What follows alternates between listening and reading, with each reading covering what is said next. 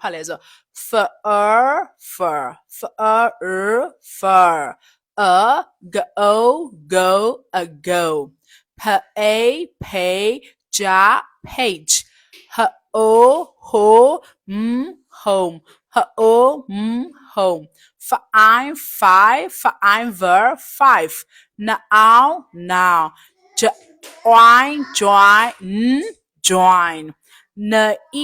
near her hair pure okay so chero di ashi ko hello welcome back to English with AEC အားလုံးကိုphonetic lesson ကနေပြန်လိုက်ဆိုလိုက်ပါတယ်10မိနစ်ကတော့ phonetic lesson 1ပြီးသွားတယ်เนาะဆိုတော့ chero vowel ရဲ့10လုံးဒီနေ့ကတော့ chero နောက်ထပ်10လုံးဆိုရင်အလုံး20ပါ vowel sound တော့20ဖြစ်တယ် vowel sound ဒီတူကဘာ sound လဲဆိုရင်အဆောင်ပါเนาะအဆောင်မနေ့ဆိုရင် chero eအားလုံးအတန်ပဲเนาะဆို chero ဒီနေ့လည်းအတန်နောက်ထပ်10လုံးကို chero လေ့လာမှာဖြစ်တယ် vowel အလုံး20ဖြစ်တဲ့အတွက်ကြောင့်မလို့ chero ဒီနေ့အဲ့ဒီနောက်ထပ်ကျန်တဲ့10လုံးတူတူလေ့လာကြမယ်เนาะချက်နဲ့တူတူကြည့်ရအောင်ဆိုချတို့ဒါဒီနှလုံးကို it's really difficult to write down in Myanmar လို့ချရေးဖို့အတွက်နည်းနည်းခက်တယ်ဆိုတော့ချက်အတန်ချတို့နည်းနည်းသွားရအောင်နော်ဒါကြောင့်အတန်လေးရတော့ဒီလေးတော့ချက်ရှင်းပြမယ်တချို့တို့ example ချတို့အချစ်လေနော်okay so ခါခွေရပင်းစတာချစ်အချစ် so ချတို့ဒီချစ်မပိုင်ချတို့လို့ပဲထွက် right okay ဒီတလုံးတည်းဆိုချတို့လို့ထွက်တယ်ဒါပေမဲ့ဒီနားမှာချစ်ချတို့မထုတ်နော်ဟုတ်တယ်ဟုတ်ဒီနားမှာချတို့ချစ်မထုတ်ချတို့ချစ်လို့ထွက်တယ်ဒီနားဒီခါခွေရဲ့အတန်ပါပဲ okay เนาะချစ်မနော်ချစ်ဆိုအဲ့နာဒီခခွေရဲ့အတန်ထွက်ပါပဲချက်မြန်မာလိုရေးရနည်းနည်းခက်လို့ချက်မရေးပြတော့ဘူးเนาะဆိုတော့ဒါဒီ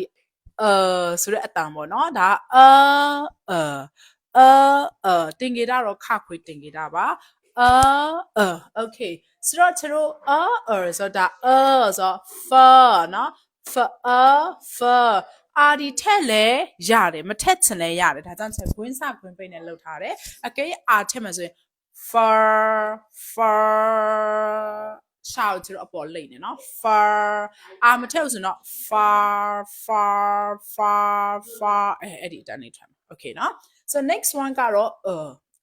ဒီကိုကျွန်တော်ရွှာဆောင်းလို့လည်းခေါ်ပါတယ်အရန်အသုံးဝင်ပါတယ်အရန်အသုံးများပါတယ်ချက်ဒီ phonics lesson ပြီးသွားလို့ရှင်ချက်အဲ့ဒီအလုံးချင်းစီအရေးပါတဲ့ဟာလေးတွေကို exercise တွားမှာဖြစ်ပါတယ်အခါကျရင်တော့ပို့ပြီးအသေးစိတ်တွေ့ရမယ်နော် so ကျွန်တော်ဒါတော့ A လို့ထွက်တယ် A ဟောဒါကဘာလဲ A ဒါက E A နဲ့ E နဲ့ပေါင်းလိုက်တော့ A ဖြစ်သွားတယ်ဆိုတော့နှလုံးတွဲတွေဖြစ်သွားပြီနှလုံးနဲ့ကျွန်တော်ဘာလို့ခေါ်လဲဆို diphthong လို့ခေါ်တယ်နော် diphthong vowel မှာ diphthong ပေါ့နှလုံးတွဲ A နဲ့ E နဲ့ပေါင်း A okay ဆိုpage okay ဒီနောက်မှာအလွယ်မှတ်မယ်ဆိုရင်ဒီမှာဘာလဲဆို vowel နှလုံး E တလုံးထဲအတန်ကA သလုံးထံကလို့ထွက်တယ်ပေါ့ဒါပေမဲ့ဒီချေတို့ဒါတော့ phonics မှာသင်ထားတဲ့ဟာဒါပေမဲ့ vowel နှလုံးဆိုရင်ချေတို့အရှိ vowel ရဲ့အတန်နဲ့မထွက်ဘဲနဲ့နာမည်ယူလိုက်တယ် A okay pay okay G ကဒီနားမှာဘာအတန်လဲဆိုရင်ဒီ3တင်ကြတာပေါ့ချက်ဒီ3တင်ကြတာချေတို့ဘယ်လိုထွက်လဲဆိုဂျာလို့ထွက်တယ်ဂျာ so page အဲ့လိုထွက်ပါတယ် page next one ဒါကျတော့ O okay เนาะ so เนาะဒီရဲ့မနေ့ကတင်လိုက်တဲ့ရဲ့ပေါင်းတယ်ဆိုတော့ O ထွက်တယ် O ဆိုတော့ ho ပေါင်းတော့ home home ပေါ့เนาะနောက်တစ်ခုကတော့ဒါကျတော့ I လို့ထွက်တယ်เนาะ I okay fur ဟောဒီမှာကြည့် vowel နှလုံးဆိုတော့ကျတော့သူရဲ့ရှေ့ vowel ရဲ့နာမည်နဲ့တောင်းဆိုတာ I ကို so fine ပေါ့နော် fine ver နဲ့ဆိုတော့ 5ဖြစ်သွားတယ် ver 5နော် next one ကျတော့ဒါ on လို့ထပ်ပါတယ်ဒါ I ဒါတော့ on okay ဒါ on ထွက်တယ်နော် noun okay ဒါတော့ oin okay oin ဆိုတော့ J ကဒီဂျာအတမ်းမယ်နော် okay ဂျာ so D3 ပေါ့နော်ဂျာဆိုတော့ consonant vowel so ကျတော့ oin ဝင်တယ်နော် join နဲ့ပေါင်းတော့ join ဒီလိုထွက်ပါတယ်နောက်တစ်ခုကတော့ near okay e နဲ့ နဲ့ပေါင်းတော့ ear okay ear okay so ear near okay ဒါ air hair okay hair လို့လည်းကျွန်တော်ထွက်လို့ hair လို့လည်းပြောတယ်เนาะ rd ထက်လည်းရတယ်မထက်လည်းရတယ် okay ဒါကျတော့ နဲ့ရပေါင်းတယ် viewer okay so channel to do တစ်ခါလိုက်ဆိုကြည့်ရအောင်เนาะus in fur us in a go yeah go yeah so ကျွန်တော်ဒီမှာเนาะso go နဲ့ o နဲ့ပေါင်းတော့ go a go okay a us in page o us in home I us in 5 ow us in now I us in join ear us in near air us in hair or as in pure okay so ဒါလေးတွေဘယ်လိုဖတ်လဲဆို fur